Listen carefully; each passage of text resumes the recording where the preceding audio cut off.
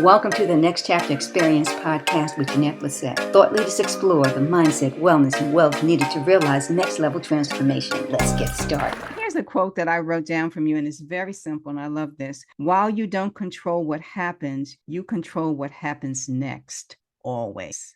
That's right. How you respond that's what happens next. Absolutely. I don't know what you call the planogram that you have. So thoughtfully fit, that's the model. The model. Okay. And we often will talk about it as a philosophy. It's a philosophy. Right. How are you living your life? Are you being thoughtfully fit in how you're living your life? So in the thoughtfully fit model, it's seemingly on the outside is broken down by internal and external. But we talked about the core being the PTA. There you go. The pause, think, and act. But on the internal side, there's the stillness, strength, and endurance. Can you talk a little bit about that internal piece? Yeah. So what we found in our research I started to notice after coaching thousands and thousands of hours that people have the same challenges, the same hurdles. Came down to top 6. This is after lots of deep dive research. 3 of the hurdles are internal, where we get in our own way, and 3 of them are external, where we have challenges with other people. So those internal challenges, stillness is about being able to quiet the mind.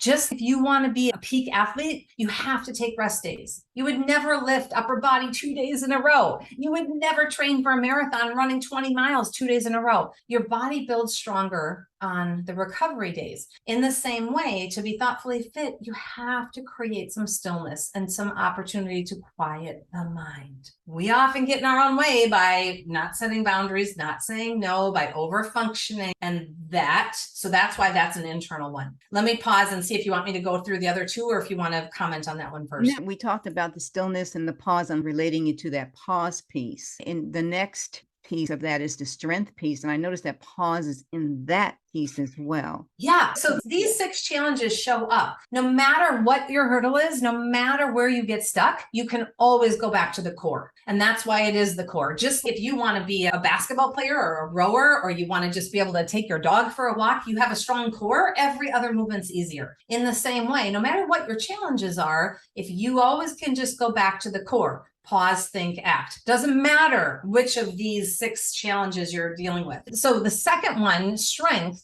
is being able to consciously choose how you show up. And this one, what I started to notice is that people weren't always handling themselves the way they wanted to, weren't always able to self-manage getting that email and not being like, what in that meeting? That's strength. And it's a heavy lift. If you are annoyed, you walk in after a long day and you're tripping over your kids' shoes and that first feeling of negativity, if that's what comes out, that's going to have an impact. So strength is being able to consciously choose how you show up. And it's consciously choosing. We have thoughts. We have negative thoughts. Negative stuff happens. We have challenges. You're not going to control that people do things that annoy you. And you're not going to control your thoughts that, oh, what an idiot or what a jerk. That's normal. So with the thoughtfully fit model, the key is to pause and think, to raise awareness of, oh, I'm anxious, I'm angry, I'm frustrated. Is this thought right now serving me or sabotaging me? If it is sabotaging you, don't act on it. It's going to make it worse. You know what's interesting about what you just said, though, and I'm thinking about this, is that it's not about the kitchen not being tidy, because I figured that out. It's really not about that. It's about something else. Generally speaking, it would be about something else. Appreciation, acknowledgement, support. It's so often not about what's right in front of us.